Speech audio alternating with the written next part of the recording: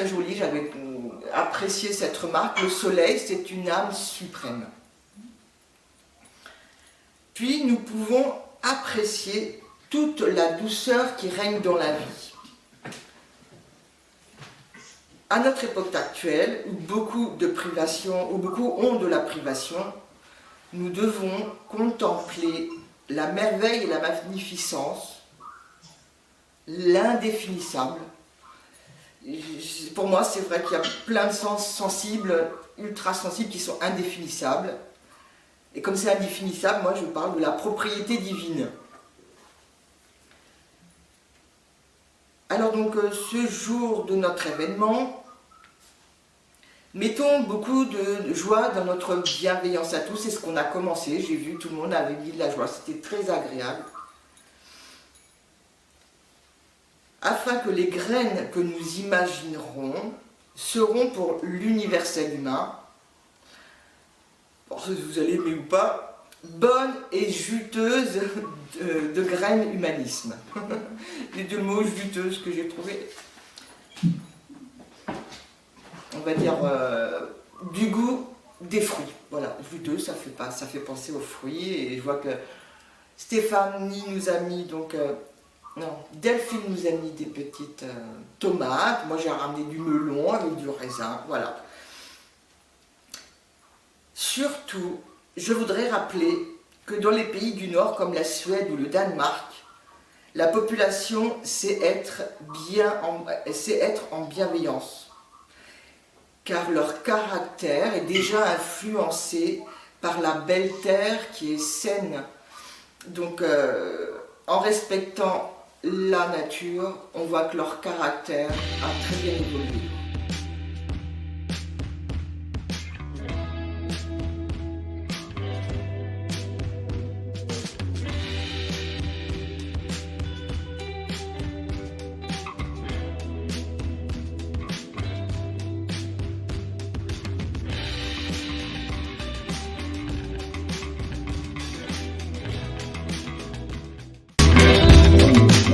Moi, ça me fait ça, moi, ça me fait ça. Et il se passait plein de choses pour les personnes quand elles rentraient en résonance vibratoire. Je parle bien vibratoire, je ne parle pas spécialement artistique, je parle de la vibration avec les toiles. Voilà.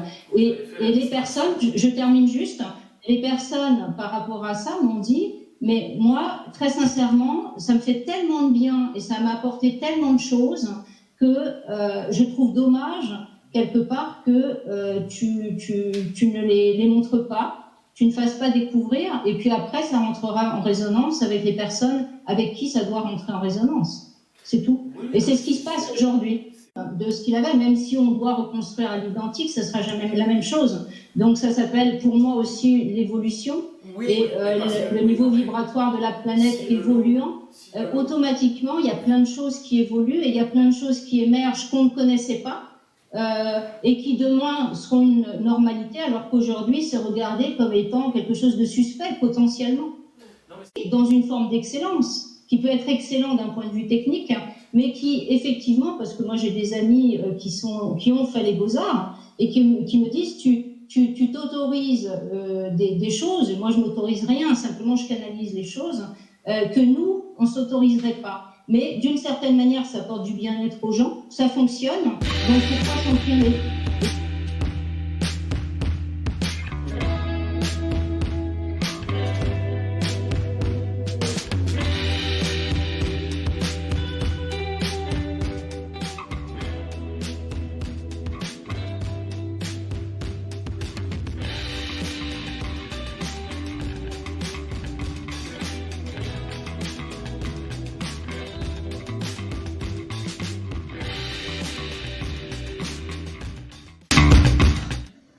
C'est vraiment il y a longtemps. Ça, c'était des temples. Ici, c'était des temples en Inde. Je ne pourrais pas vous redonner le nom. C'est difficile d'expliquer la puissance de la nature. C'est difficile d'expliquer. En fait, c'est quand je suis rentrée en France que je me suis rendu compte. J'étais à la maison là-bas. Et en fait, c'est la raison pour laquelle ce que Patricia a raconté tout à l'heure m'a touchée. C'est que le monde invisible fait vraiment partie de nous en fait, notre âme. Moi je sais que maintenant je reconnais que quand j'ai la chair de poule, c'est vraiment mon âme qui vibre et qui me donne une information qui me parle en fait. Et je suis toujours en connexion. Pareil, avoir vécu là-bas, donc c'est dans le corps tout le temps. J'ai vraiment créé une relation, une écoute de mon corps. C'est lui qui m'informe, rien d'autre autour de moi. Alors là, pareil. De toute façon, c'est des temples de partout. La nature. C'est quoi Coma? Je sais pas. J'ai beaucoup de difficultés à... Un ficus, non? Non. Enfin, non, pas. Je veux pas dire de bêtises. Donc... C'est pas encore, en tout cas. Non, non, pas là. C'était en Inde. Nous changeons en agissant différemment, observer l'infini des couleurs possibles. En fait, ça, c'est tout ce que je transmets en coaching, en accompagnement, sans le dire. Hein, juste en étant avec les personnes. J'écoute le langage, je pose des questions sur le langage, et par mes questions, j'aide la personne à redéfinir son langage. Si on a un langage très... plus notre langage est vaste, plus notre perception des choses, de son propre univers, de ce qui nous entoure, du monde est vaste en fait. Et voilà. En Inde, il y a 400 000 divinités. Donc pareil, c'est pas des choses que j'ai apprises, c'est des choses que j'ai ressenties. Mais tu parlais du binaire, alors je ne suis pas sûre du sens dans lequel vous l'exprimiez. En France, si on n'y fait pas gaffe, beaucoup de personnes sont très dans un langage binaire. J'ai raison, t'as tort. C'est ci, c'est ça. C'est ci, c'est ça. Quand on a 400 000 divinités en face de nous, c'est un exemple parmi tant d'autres, tout est vrai en fait. Par exemple, une histoire de Shiva, on rencontre je ne sais pas combien d'Indiens, il y a au moins autant d'histoires qui sont la réalité en fait, leur réalité. Et ça ouvre un espace à l'intérieur de nous qui est phénoménal. Et c'est précisément la raison pour laquelle ça a été très compliqué pour moi de revenir en France et sur Paris spécifiquement, parce que les gens sont violents. Oui. Vraiment d'une violence dont ils ne se rendent pas compte. Et donc mon chemin n'a été que me développer personnellement, parce que finalement je suis montée très très haut, et je suis retombée, mais alors sur le pavé, c'est même pas métaphorique, hein, la chute était violente, exactement de la même façon, et mon chemin a été de me reconnecter à cette spiritualité d'ici en fait. Et donc je suis passée par des colères, et donc j'avais tout à reconstruire. Et en fait je me suis donné un objectif, je vais recréer l'Asie ici. Les gens que j'ai rencontrés là-bas, cette bienveillance, cet amour, cette ouverture. Et aujourd'hui, je suis entourée que des personnes qui ont un cœur énorme. Des fois, il y a des moments dans sa vie où j'ai vécu on attire le reflet de nous-mêmes. Donc quand on a quelque chose de sombre, on va attirer des personnes qui nous font du mal. J'ai fait un travail monumental à l'intérieur de moi pour me dire je ne veux plus de ça, je ne veux plus de ces gens-là, je ne veux plus entendre ça, je ne veux plus vivre ça. Et je suis allée chercher pour me reconnecter à... Et aujourd'hui j'y suis presque. Bon, là il vient de se passer quelque chose qui fait que je pense que je vais déménager quand même parce qu'énergétiquement c'est fatigant. Mais voilà. Là c'était... il y avait un petit coucher de soleil. Ah, ça va très très vite, pardon, je suis désolée mais... Là c'était plus la Thaïlande.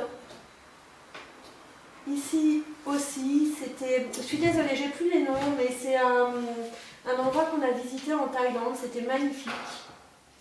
C'est naturel? Ouais, complètement naturel. Et en fait, on peut monter, là c'était en bas, et puis on marche dans la jungle. Qui est-ce qui parlait de la jungle? C'est Patricia aussi. Quand on vit la puissance de la nature, en fait, dans les Himalayas, pour moi, la nature, c'est la spiritualité. Il y en a d'autres, mais la nature, c'est la spiritualité. En fait, ce qui s'est passé quand j'étais dans les Himalayas, enfin, je dis Himalayas, mais c'est tout le chemin que j'ai fait. Je me suis rendu compte longtemps après, des années après, j'ai été touchée par quelque chose. Si j'ai voulu me convertir au coaching, je pense que quelque chose a touché, m'a dit qu'on est des êtres de potentiel absolument. On est vraiment relié à quelque chose qui est là-haut et la nature nous enseigne ça en fait.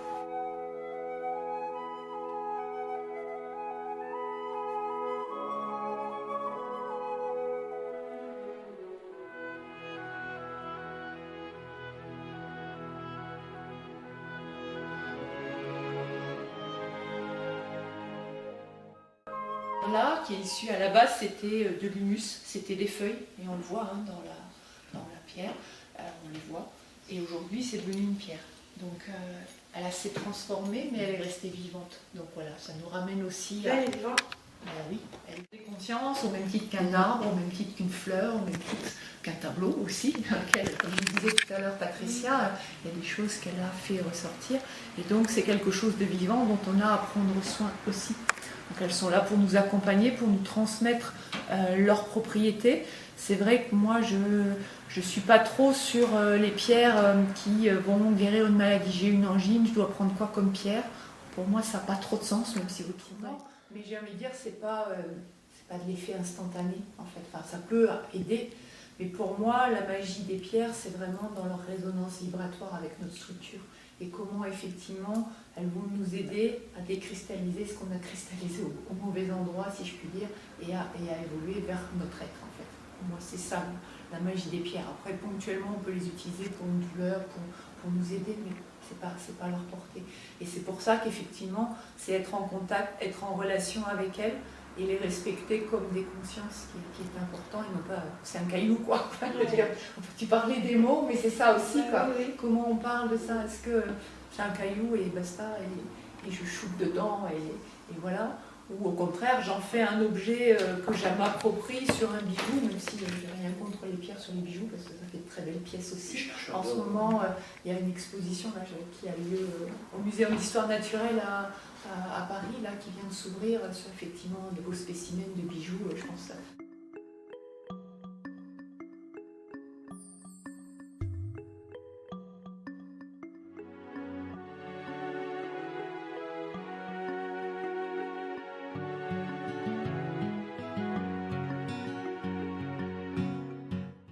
Par des ressentis peut-être.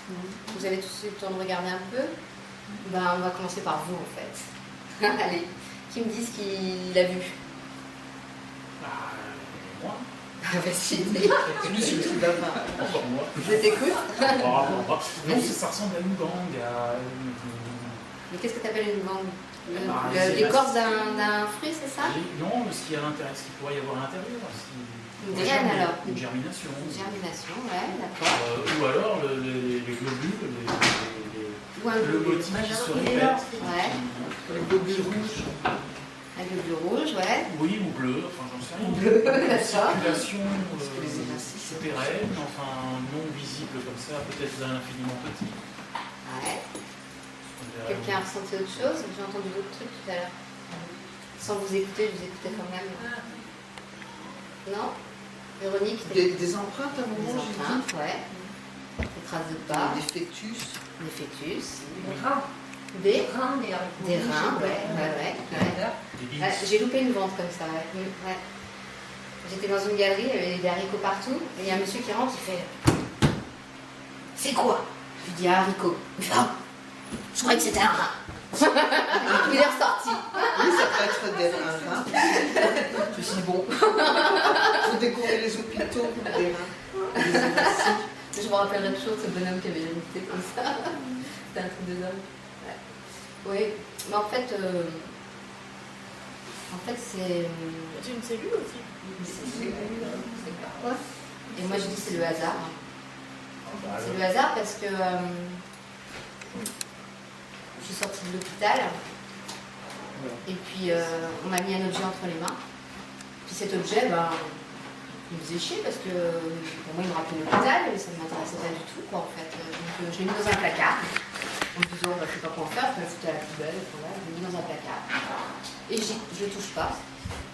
Et puis je continue ma vie, et puis un jour je retourne à l'hôpital, je ressors de l'hôpital, je rentre, j'ouvre ce placard, et cet objet me tombe dans les mains. Et je me dis, mince. Par des ressentis peut-être.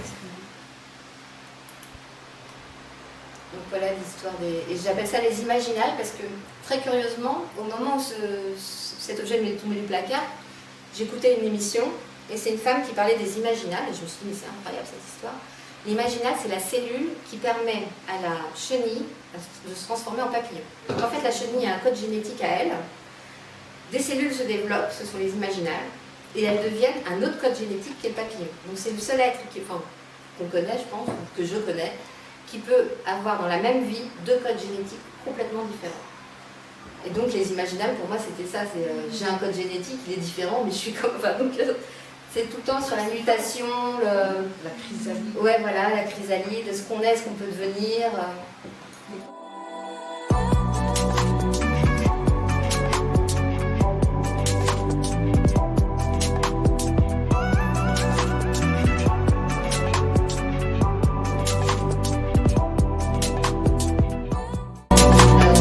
Vanité.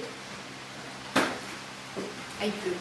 J'ai utilisé la forme et puis j'ai rajouté un triangle. Et moi, j'y vois des vanités. Pourquoi des vanités? La vanité, tu sais, c'est le crâne. La vanité, c'est l'instantanéité de la vie, c'est la fragilité de la vie. Donc tous les peintres se sont amusés à faire des vanités. Donc, ça, c'est l'air, la terre. Il est beau celui-là. Et l'eau. Oh, attends, bouge pas. Donc celui-là il fait 140 par 140 ou 120 par 120, je sais plus. C'est l'air. Je te l'amènerai en vrai. Tu l'as ici? Non, pas ici. Sinon, il est sur le site, hein. Je peux te dire. Ah, moi je prends l'instantané. J'avais fait la terre. Et celui-là, j'ai fait des craquelures. J'ai fait exprès de faire des craquelures. Et puis l'eau. Et quand on me demande et le feu, je dis c'est moi. Qui a toujours aimé beaucoup l'art contemporain. Et lui il m'a dit, elle avait une toute petite voix, mon grand-père me disait. Puis il me parlait jamais en fait, il n'a jamais su parler à sa famille. Il me disait, tu sais Delphine, on dirait des notes de musique. Voilà, je crois que c'est la seule. Non, moi je dis pas normal, moi je dis différent. Mais c'est péjoratif, je veux dire différent. Moi quand je vois un enfant handicapé, je dis que c'est un enfant extraordinaire. Voilà. Oui, non mais... C'est comme ça, hein. Après c'est chacun son Mais le terme idiot langage. du village, il n'y en a qu'un. Non mais l'idiot du village, c'est parce qu'on l'employait et qu'on les dit. Non, il faut. Ah si, l'idiot, un idiot, non, l'idiot. Alors, Ils étaient contents d'avoir l'idiot dans le village en fait. en fait, En il vrai, avait c'est son plutôt rôle. ça. Artaud, Oui, si on veut, oui. Et puis attends, je suis en train de chercher, il y a un village en Allier où il y a un idiot par famille. Oui, l'idiot de famille, c'est Gustave Flaubert. Et comment il s'appelle ce village? Si, c'est Flaubert. Et en fait, c'est parce qu'à un moment, ils sont tous devenus famille d'accueil. C'est pour ça. Mais bon, ça, c'est anecdotique, tu vois. Non, moi, je parlais de la différence. Oui, oui. Est-ce qu'il y a le handicap visible et point? Ou est-ce qu'il y a d'autres handicaps? Qu'est-ce qu'on en fait? Non, mais différent. Si on n'avait pas réussi à me soigner, qu'est-ce que je serais devenue? Moi, je serais morte. Tu parles pour tout le monde quelque part du coup. Bah, en fait, oui. Et dans mes toiles, souvent, ce qui se passe, c'est. Alors, ça se voit pas sur celle-là, mais on tous les deux. En général, je fais un élan comme ça, et il y en a un qui est retourné, ou un qui est barré, ou un qui est différent des autres, mais pas trop. Parce que je veux montrer que dans l'élan, dans la masse, même si tu es différent, finalement, tu avances. Donc, je crois que c'est pour ça que je fais obsessionnel et répétitif, c'est pour dire que tous ensemble, on finit par pas. Enfin, la différence, elle s'annule quelque part. On a tous nos points faibles, et si on les met en force, on voit dans celui-là, et il est sur le poteau qui est là-bas, celui-là est à l'envers, mais finalement, ils vont quand même tous dans le même sens. Et il faut prendre le temps de regarder le tableau pour s'apercevoir que celui-là est à l'envers. À vouloir beaucoup jouer avec la nature. Question.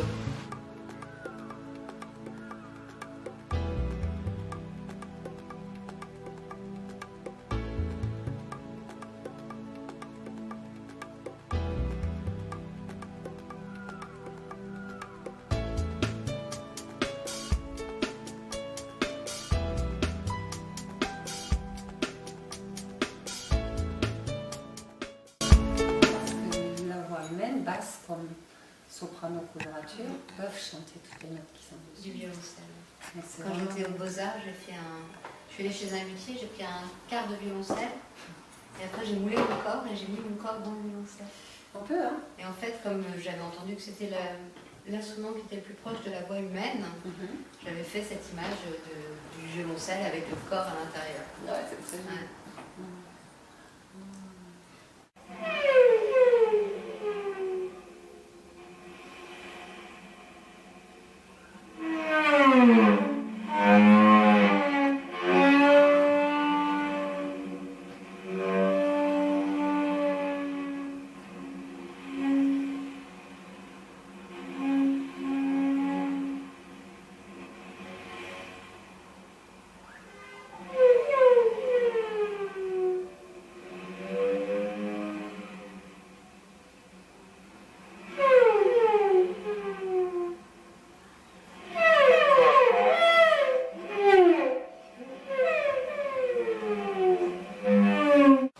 Oui, moi ce que j'ai beaucoup apprécié, c'est la progression à laquelle le chemin que tu fais pour nous emmener vers les vibrations, puis la voix qui vient tout doucement. C'est vrai qu'on passe par le bas du corps, le haut le fil comme ça, et on redescend. C'est très bien mené. Ouais, très bien. Parfait. Et le silence après est nécessaire. Même les ondes que ça fait, les courbes dans les... tout est en glissant en fait. C'est vraiment comme l'onde. Il n'y a pas de tac-tac. Il y a... François, s'il te plaît. Non, je voulais dire, c'est incroyable. Moi, j'ai fermé les yeux pendant tout le morceau. Et t'étais pas seul. J'avais l'impression qu'il y avait plein de personnes. C'est ça qui fait. C'est de l'énergie. Merci pour la musicothérapie. C'est incroyable. Moi, c'est pour ça que j'ai dit merci les baleines, parce que je suis pas ça. Et sinon, je ne peux pas faire ces sons. Et puis les gens qui les connaissent parfaitement en présence pourraient le sentir comme si c'était un côté. Il y a quelque chose qui... Je ne peux pas expliquer, parce que je n'ai pas cherché. Je n'ai pas cherché, voilà, moi je vais canaliser les baleines, non. J'ai juste été très touchée, c'est comme avec la musique irlandaise. Ah, c'est comme ma musique, donc je la joue parce que je la sens là-dedans. C'est moi. Ça donne envie Les baleines, c'est d'entendre pareil. la musique irlandaise. Bon, ben là, je ne l'ai pas faite, la musique irlandaise. Le chant irlandaise. Ça, c'est pour un prochain concert. On fera une soirée irlandaise Je ici. vous inviterai à découvrir le reste de mes sonorités, les chants. Donc là, c'est très précis. Je peux aussi composer, et puis c'est exactement... Bon, je fais des erreurs, mais c'est des erreurs qui deviennent, du coup, des nouvelles choses. De la créativité. Voilà. Donc, mais a priori, c'est déposé à la SACEM, c'est précis, c'est note par note, avec un rythme, avec des dièses et des bémols. Voilà, donc je peux aussi faire ça. Mais ça m'amuse moins maintenant qu'à une époque. Je les joue toujours à ceinture magnifique. Encore pour mieux encore recevoir. Là, c'était rien du tout par rapport à ça. C'est toi qui peux juger parce que tu as fait les deux. Mais c'était une initiation, on savait que c'était une initiation. C'est Tout le monde le juste pour donner savait. goût et envie éventuellement d'essayer la vraie séance ou des concerts, mais parce que je trouve vraiment que ça peut apporter quelque chose de formidable. Quand on a, surtout maintenant avec les peurs, les stress et les phobies que ça peut développer, hein, tout ce qu'on nous raconte, une chose et son contraire, tout doit être vrai. Bref, ça fait du bien de redescendre de temps en temps de tout ça et puis se recentrer dans nous-mêmes, dans notre corps, notre être, tout ça. Voilà, il n'y a pas de doute là-dessus. C'est l'endroit où tout va toujours bien. C'est rejoindre cet endroit-là que je trouve juste génial et puis j'arrive avec ces sons-là, ça me fait toujours. Et la plupart des gens apparemment aussi, donc ça me rend très heureuse parce que je deviens presque la fibre sonore, le fibre. C'est quelque chose là qui ouais, j'essaie de... Il y avait un moment où les trois cordes vibraient sur la même note. Elles ont trouvé entre elles une espèce de dénominateur commun, comme un point dans une discussion où toutes les personnes présentes peuvent dire oui, je suis d'accord. Et du coup, il y a la paix parce qu'on n'a pas se rendre dedans. Non, je ne suis pas d'accord. Mais non, c'est ça. C'est quand même du Rumi. Hein. Comment? C'est quand même Rumi le du texte. Rumi. Oui, bien sûr, c'est Rumi le texte. N'importe quelle parole. Rumi, c'est celui qui a créé Le poète de l'amour. Les derviches tourneurs qui entrent quand même en transe. Donc tu as ces mots qui sont reliés à la transe, qui ne sont plus commandés par le mental. Exactement. Donc il y a quand même ce point.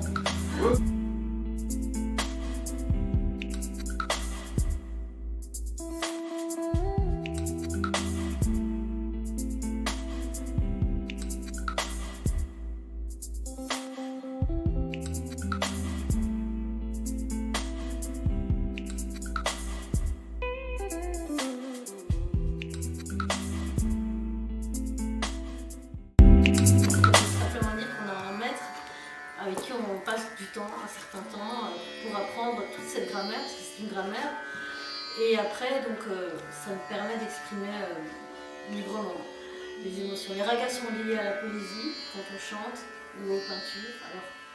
Alors, il n'y a pas vraiment de différence. Dans justement en Inde, en Iran, la poésie indo-persane, il n'y a pas de différence entre la poésie et le chant. D'accord, du coup, par rapport à ce que disait Serena sur le fait qu'on joue ce qu'on chante, en fait, il n'y a pas de différence entre le peintre, le calligraphe, le poète, le chanteur, le musicien. Tout le monde, finalement, un petit peu dans la même démarche. On ne peut pas jouer plus aigu, parce que je joue un petit air aussi, donc on joue en... Plus aigu, j'ai pas mes doigts. Non, c'est compliqué. Et en fait, donc, on joue en rêve, en occidental. Voilà, moi, du coup, j'ai descendu mon violon. Ça change une corde. Et en fait, la deuxième partie, donc ça c'est la mélodie, il y a la partie des talas. Et je te laisse expliquer les talas. C'est vraiment l'idée qu'on part d'une note. Au départ, c'est cyclique en fait. Au départ, il y a une seule note, il y a la cantois qui donne une sensation. En fait, il y a déjà deux notes mélangées, deux, trois notes éventuellement dans la nappe. À partir de là, ils vont développer de cette graine. Ils vont commencer à développer des branchages, etc. Et après, comme dans les feuilles, on voit comment ça s'articule à l'intérieur d'une feuille. D'accord, les petites branches à l'intérieur de la feuille. Là. Tout ça, c'est très structuré. De la même manière, dans la musique indienne, au bout d'un moment, le développement il se structure. Top, on en arrive à la partie de la composition, ça ressemble au jazz. Il y a un thème qui rentre, qui est commun. Et à partir de là, on va improviser, mais en faisant très attention de conserver notre structure, parce qu'il faut que l'arbre tienne bien. Voilà. 3 notes de bourdon derrière, qui sont accordées toujours en D, donc en Ré aussi, et 13 cordes sympathiques, qui sont accordées exactement aux notes jouées dans le cadre mélodique. Pour ramener le calme, si tu veux, pour ramener le calme, et pour ramener le calme, les tablas, c'est les sons ils sont chantés. Ils ont des noms. Ta, da, té, té. D'accord? Donc, très vite on a des phrases. Da, té, té, dag, té, té, da, da, té, té, dag, té, té, da, té, té, da, té, té, da, da, tunak, té, té, tak, tak, té, té, tak, ta, té, té, tak, té, té, té, dag, té, té, da, té, té, da, té, té, da, da, tunak.